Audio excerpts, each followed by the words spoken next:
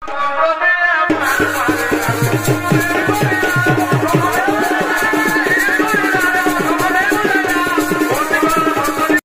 আমি তো মোটামুটি ইউটিউবের মাধ্যমে সবকেই বলি, প্রথম থেকেও বলি, যেদিন ইউটিউব করি সবকেই বলি একবার, এই যে লড়াই যেদিন জোড়া হচ্ছে, ধরুন হয়তো এইখানে আজকে তোমার যে জোড়াগুলান ছিল দুটো, ওই কাড়া মালিকরা সেদিন রাজেন্দ্র প্রসাদ বাবুর বাড়ি এসেছিল, এসে আধার কার্ডটা দিয়েছে। যাই হোক, যেমন হোক মান সম্মান সবাই হচ্ছে সব জায়গায়। লড়াইয়ের পরে এই যে যেটা কাদা ছুড়াছুড়ি হচ্ছে, এটা না করে আমি বলছি আজকে ওর বাড়ি যেতে আমার অসুবিধাটা কোথায়? তাহলে লড়াইয়ের আগে তোমার বেহায়ালে বেশি হয়ে যাচ্ছে। তারপরে পরে লড়াইয়ের পর দিনে কিছু কিছু জায়গায় হচ্ছে কি, যেমন ওদের তোমার ছাড়বাড়ি হয়ে গেল, মানে এরকম আর কি দ্বন্দ্ব হয়ে যাচ্ছে। তো দ্বন্দ্ব করার কোনো লাভ হবে নাই, তো তার থেকে ডাইরেক্ট মালিকের সঙ্গে গল্প করে দেবে। মেলায় কোনো কিছু বলেও লাভ হবে নাই, কোনো মালিক করে দোষারোপ করেও কোনো লাভবান হবে না।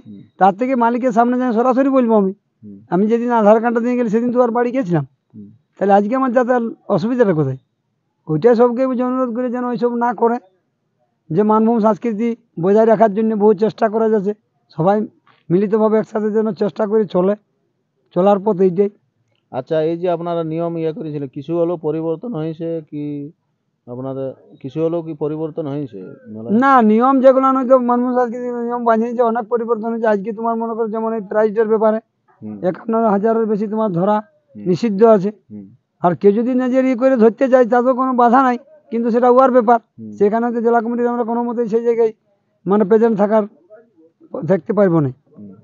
এবারে যেমন জেলা কমিটি যারা যতগুলো নেই আছে আর কি সদস্য, তারা হয়তো মনে করো হয়তো যেমন ফোনে যোগাযোগ হয়, হয়তো যেমন ধীরেন্দ্র আছে ওইদিকে, ধীরেন্দ্রকে ফোন করলো তখন উনি হয়তো সবাইকে জানান দিল, আমাকে কেউ ফোন করলো, আরও যেমন দেবেন মাতো আছে, আগ্রহ স্বপন মাতো আছে, বুঝলেন? এইভাবে চারদিকেই আছে।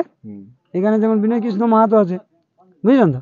তাহলে ইনাদের হাতে ফোন হয়, তারপরে ফোনে আর কি যে অমুক জায়গায় ফোন করছে, অমুক জায়গায় যাতে মেলায়, সেই জায়গায় আমরা প্রেজেন্ট হই।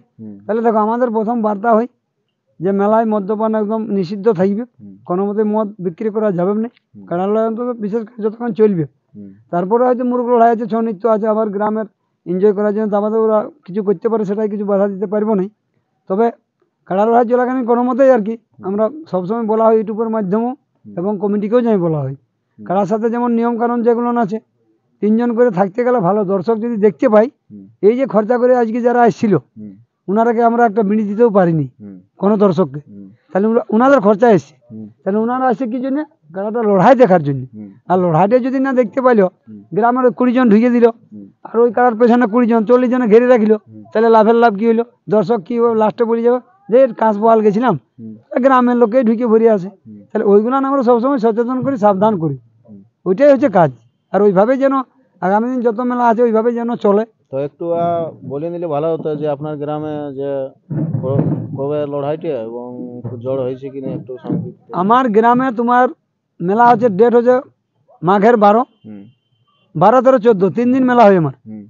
স্থান হচ্ছে চাঁড়া, কেন্দ্রা থানা। 1 নম্বর কাড়ার মালিক হচ্ছে সুবোধ মাহাতো। 1 নম্বর কাড়ায় জোড়া হয়েছে গৌতম কুমার, কুদাগাড়া আরসা থানা। 2 নম্বর কাড়ার মালিক হচ্ছে মলিন্দ মাহাতো। 2 নম্বরে প্রাইজ আছে 31,000 টাকা। ওর সাথে জোড়া হয়েছে সাধুচরণ মাহাতো, মানবাজার থানা, সাধুচরণ মাহাতো।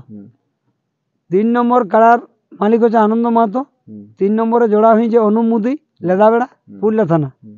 4 নম্বর কাড়ার মালিক হচ্ছে নাড়ু গোপাল মাহাতো। 4 নম্বরে জোড়া হয়েছে স্বপন মাহাতো, আঁকড়ো, বড় থানা। 5 নম্বর কাড়ার মালিক হচ্ছে আনন্দ মাহাতো, ওনার সাথে জোড়া হয়েছে তালটাঁড়ি বামু, নয়ন মাহাতো, বড়বাজার থানা। 6 নম্বর কাড়ার মালিক হচ্ছে মলিন্দ মাহাতো, ওনার কাড়ার জোড়া হয়েছে আলোক সিং, নিপানিয়া, মানবাজার থানা। 7 নম্বর কাড়ার মালিক হচ্ছে ফুচু মাহাতো, ওর কাড়ার জোড়া হয়েছে সুনীল মাহাতো, দুখুড্ডি, বড় থানা। 8 নম্বর কাড়ার মালিক হচ্ছে রামচরণ মাহাতো, ওনার সাথে জোড়া হয়েছে কুচুং দেবেন মাহাতো, তোমার কেন্দ্রা থানা। হ্যাঁ, তো বাকি যেসব আছে সিরিয়াল লাগা আছে, পরপর 13টা